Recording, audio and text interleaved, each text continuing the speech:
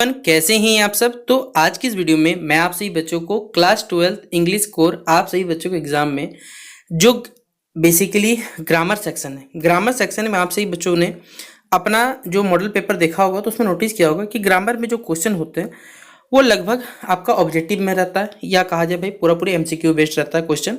तो ये क्वेश्चन जो पेपर में आएंगे, अगर आप इस वीडियो को देख लेते हैं पूरा तो एमसीक्यू वाला ग्रामर का पोर्शन पूरा क्लियर हो जाएगा।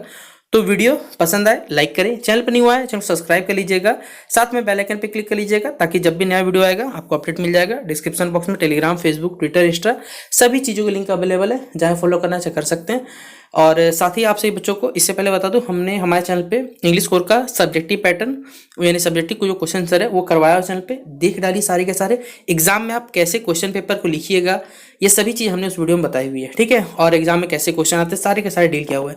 तो चलिए आज के वीडियो को लोग शुरू करते हैं। देखिए पहला सवाल है, note should be in dash form. देखिए आप जो नोट्स बनाते हैं आप खुद सोच सकते हैं कि नोट्स जो आप लोग बनाते होंगे क्या वो कभी डिस्क्रिप्टिव मतलब होता है भैया हमारे पास, क्या आप बड़े बड़े नोट्स बनाते हो? नहीं, ये तो ऑप्शन ही पहला गलत है, इसको तो देखना नहीं है आपको। एब्रीवेटेड मतलब होता है, जैसे आपसे पूछा जाएगा फॉर एग्जांपल मान लीजिए एटीएम का फुल फॉर्म होता है हमारे पास ऑटोमेटेड या ऑटोमेटिक टेलर मशीन या फिर मान लीजिए एनी टाइम मनी मान के चलते हैं हम लोग। ये शॉर्ट लिखने का तरीका होता है, इसे हम लोग एब्रीवेशन बोलते हैं। नैरेटिव मतलब इसे आप अपने हिसाब से बयान करके लंबे चौड़े शब्दों में लिखो, तो ये भी तो हो नहीं सकता। जब भी आप नोट्स बनाते हो कोशिश करते हो हमेशा कि उसे शॉर्ट तरीके में, जैसे अगर आपको कोई रिएक्शन लिखना है, फॉर एग्जांपल अगर आप साइंस स्टूडेंट है तो कोई रिएक्शन लिखने के लिए आप फुल स्टेप नहीं लिखते हो कि वैन ये वेर रिएक्शन, आप सिंपल रिएक्शन लिखते हो और उसके जब एग्जाम में क्वेश्चन मान लीजिए आपका पूछा जाता है सब्जेक्टिव वे में तो आप उसे बना के अपने हिसाब लंबे करके लिख देते हो। तो नोट्स हमेशा क्या होता है शॉर्ट तरीके में बनाया जाता है, इसलिए क्या हो जाएगा ऑप्शन नंबर डी इसका राइट आंसर होगा। अगला देखिए हमारे पास पूछा हुआ है कि note should be sequential, sensible, legible and clear या ऑल ऑफ दी। देखिए आप जो नोट्स बनाते हैं उस नोट्स में थोड़ा ध्यान रखना पड़ता है। आपका नोट्स जो होना चाहिए ये नहीं कि आप किसी भी चैप्टर का नोट्स भाई कहीं भी बना दे किसी पेज में, नहीं, आपको उसको सबसे पहले एक सीक्वेंस में एक चैप्टर वाइज या फिर एक पैटर्न वाइज उसे अरेंज करना होता है, ठीक है। ये पहला फॉर्मेट होता है नोट्स का। उसके बाद आप उसको इस प्रकार से लिखिए ताकि भविष्य में जब भी आप उसे पढ़िएगा आप उस चीज को खुद समझ पाए। इसे हम सेंसिबल तरीके लिखना कहते हैं। प्लस अगर आपका जो नोट्स बनाया गया वो क्लियर होगा, अच्छा मतलब बेसिकली क्लियर होगा मतलब अच्छे राइटिंग से लिखा होगा, तो आपको कोई दिक्कत नहीं आएगा। यानी नोट्स आपको तीनों ही format sequential, sensible, legible and clear, ये तीनों फॉर्मेट चाहिए तो ही आपका जो नोट्स रहता है वो प्रॉपर क्या होता है हमारे पास अच्छा बनता है एक नोट्स। तो नोट्स बनाने के लिए उम्मीद करता हूँ समझ में आ गया होगा। इसमें ऑप्शन क्या होगा, option number D all of the, जिसका राइट आंसर होगा। अगला सवाल है यहाँ पर, in note making we should avoid. आप नोट मेकिंग में किसको अवॉइड करते हो, कीवर्ड्स को, टाइटल को, लॉन्ग सेंटेंसेस को या एब्रीविएशन को? आप खुद सोच लो। जब आप नोट बनाते होगे तो नोट मेकिंग कभी भी कीवर्ड सिर्फ इस्तेमाल नहीं करते होगे, किसको अवॉइड करते हो ये बताना है। देखिए टाइटल जरूरी है, कीवर्ड्स भी जरूरी है, एब्रीविएशन तो ये होता है शॉर्ट रूप होता है, लेकिन अवॉइड किसको करोगे, जो बड़े बड़े सेंटेंसेस रहते हैं उन्हें हम अवॉइड करते हैं। तो लॉन्ग सेंटेंसेस ऑप्शन नंबर 3 क्या हो जाएगा, इसका राइट आंसर हो जाएगा। अगला, in note making notes are not written है। देखिए नोट मेकिंग में जो नोट्स लिखते हैं हम लोग उसे फ्रेज के रूप में, आइडियम्स के रूप में, सेंटेंसेस के रूप में या फिर हम पॉइंट्स के रूप में किनमें नहीं लिखते हैं ये आपको बताना। आप खुद बताओ। नोट जो होता है शॉर्ट तरीका होता है लिखने का, तो फ्रेज हो, आइटम्स हो या पॉइंट वाइज हो कुछ ही लिखना। लेकिन सेंटेंस मतलब होता है लाइन टू लाइन, उसे बड़े फॉर्मेट लिखना। आप कभी भी नोट्स को अपने सेंटेंस वाइज नहीं लिखोगे, ये बात याद रखना। तो ऑप्शन नंबर क्या हो जाएगा, सी नंबर या 3 नंबर सेंटेंसेस इसका राइट आंसर हो जाएगा। अगला सवाल है, in note making notes are written only. देखिए नोट मेकिंग में जो नोट्स होने चाहिए वो किसमें हमेशा लिखे होने चाहिए। देखिए नोट्स को हम लोग कभी भी सेंटेंस में नहीं लिखते, याद रखिएगा। आप क्लॉज में लिख सकते हो लेकिन उससे बेसिकली क्या किया जाता है, फ्रेज में लिखा जाता है। मतलब छोटे रूप में आप समझ सकते हैं, इस प्रकार लिखना वो फ्रेज कहलाता है। तो ऑप्शन नंबर क्या हो जाएगा, 2 नंबर इसका सही आंसर हो जाएगा।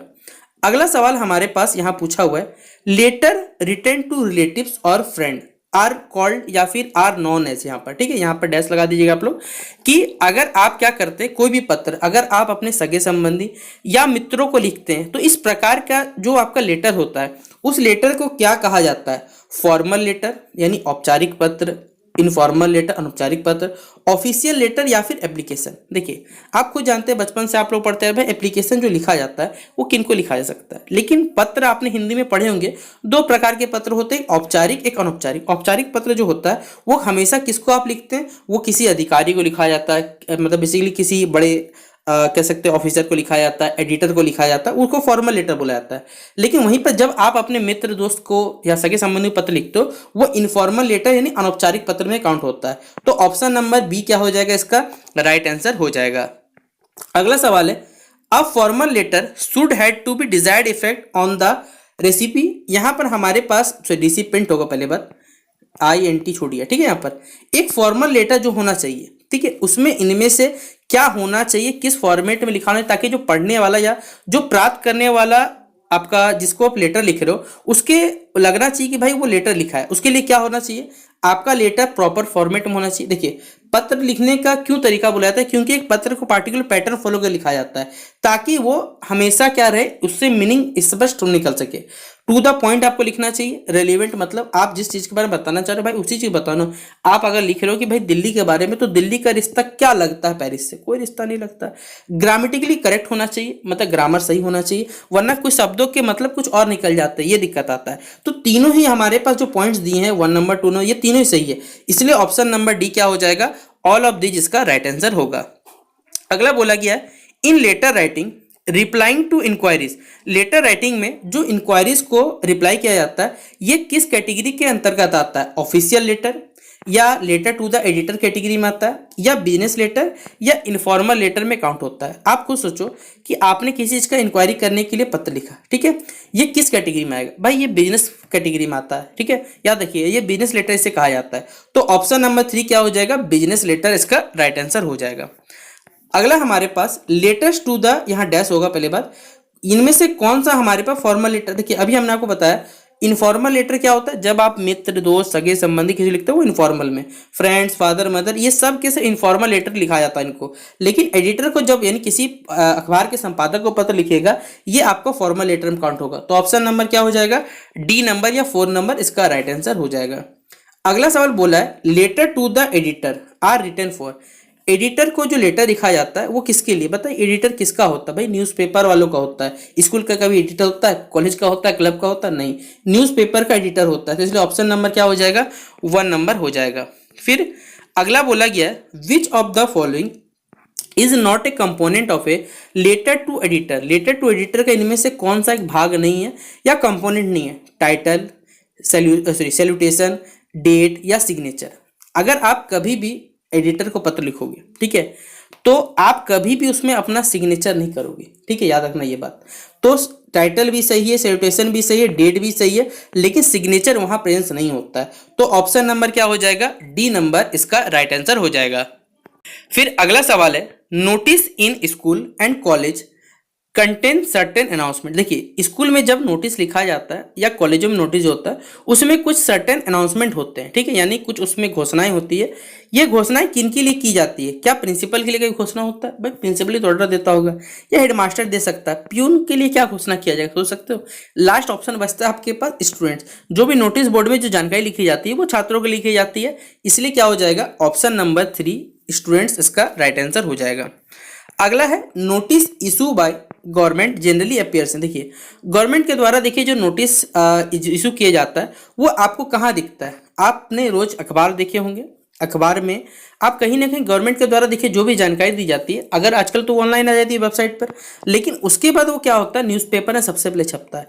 तो न्यूज़पेपर कभी स्कूल के बोर्ड में तो छपने वाला नहीं है ना, आप खुद सोच लो कहाँ जाएगा, तो ये स्कूल बोर्ड में नहीं छपेगा भैया, ये न्यूज़पेपर में छपता है हमारे पास। तो ऑप्शन नंबर क्या हो जाएगा, 1 नंबर। लेकिन अगर पूछा जाए, अगर आपके पास यहाँ रहता है कि गवर्नमेंट वेबसाइट, तो हाँ भाई गवर्नमेंट वेबसाइट पर पहले अपलोड होता है, उसके बाद न्यूज़पेपर उसके अगले दिन में ये प्रिंट किया जाता है, ठीक है। तो ऑप्शन नंबर 1 इसका राइट आंसर होगा।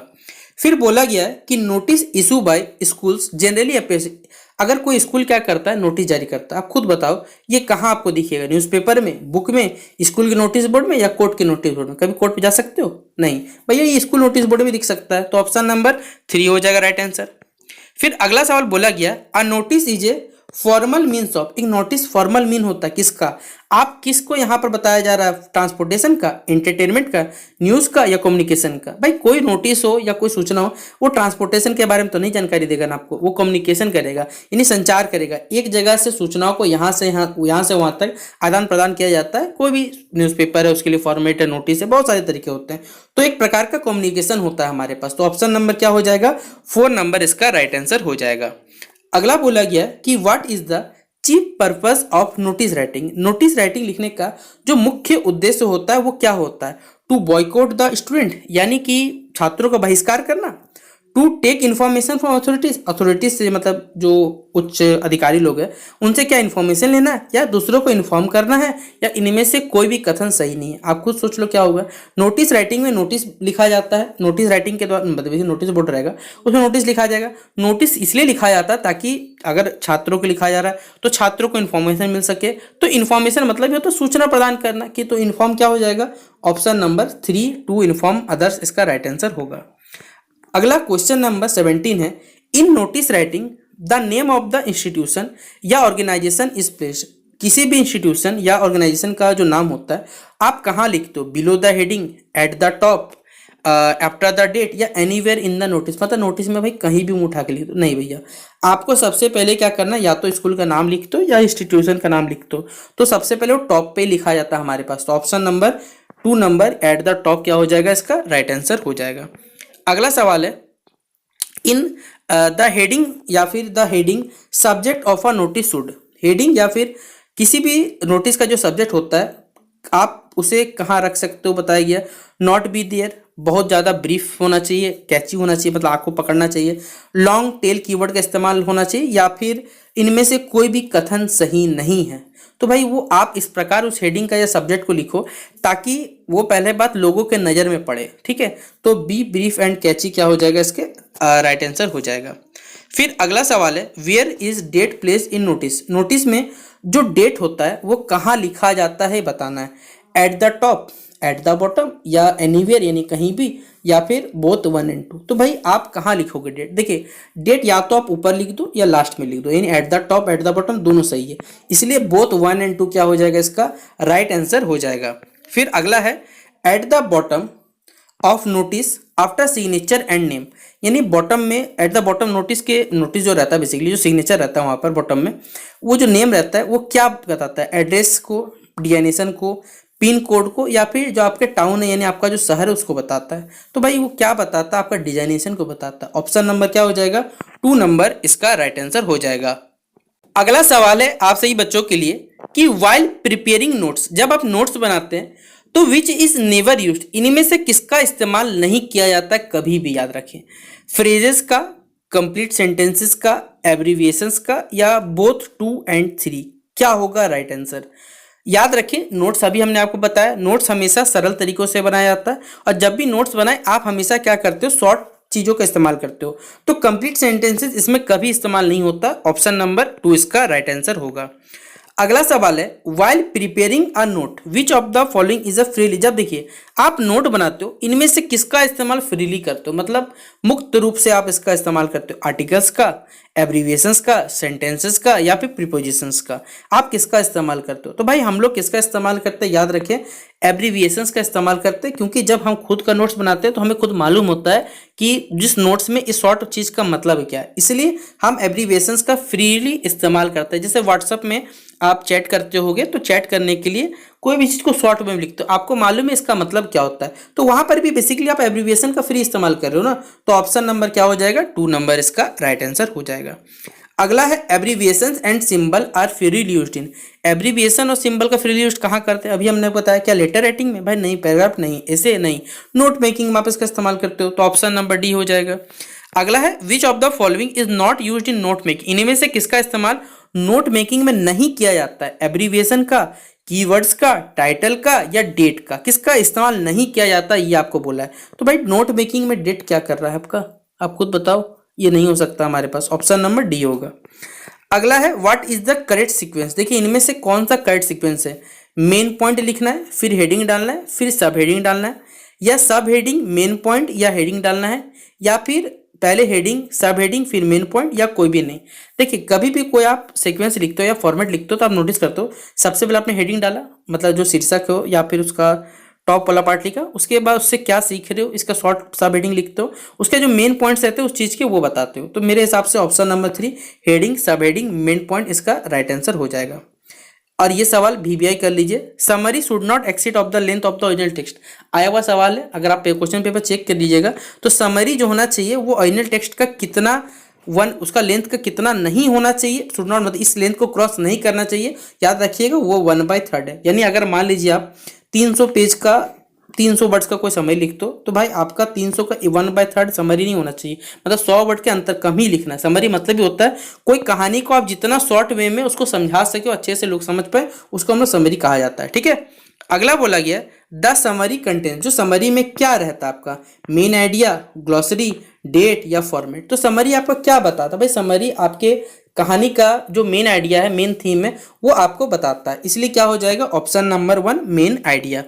आ समरी शुड कंटेन, समरी में क्या होता है, ग्लॉसरी, कीवर्ड्स, एब्रीविएशन। भाई एब्रीविएशन तो हो नहीं सकता लेकिन कीवर्ड जरूर होता है आपकी समरी में, तो ऑप्शन नंबर 2 इसका राइट आंसर हो जाएगा। फिर अगला और लास्ट सवाल आज के हमारे वीडियो का कि विच of the following is not A part of summary writing. इनमें से कौन सा समरी राइटिंग का पार्ट नहीं है। तो भाई समरी राइटिंग में आप अपने शब्दों का इस्तेमाल नहीं कर सकते, अपने हिसाब से कुछ नहीं लिख सकते, जो कहानी बोला गया उसके हिसाब से लिख सकते हो, तो यूजिंग योर ओन वर्ड्स ये गलत हो जाएगा ऑप्शन नंबर 1।